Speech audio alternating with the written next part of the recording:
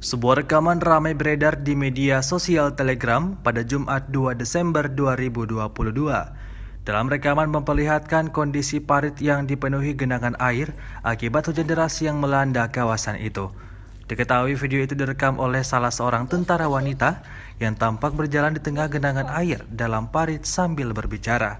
Sontak video pendek itu ramai dibanjiri komentar dari warganet, mulai dari yang menanyakan identitas asli tentara yang merekam tersebut, hingga komentar ragu warganet yang menyatakan bahwa rekaman itu dibuat hanya untuk pencitraan saja, alias kebutuhan konten semata, menggunakan seragam dan mengabadikan momen untuk menarik perhatian warganet.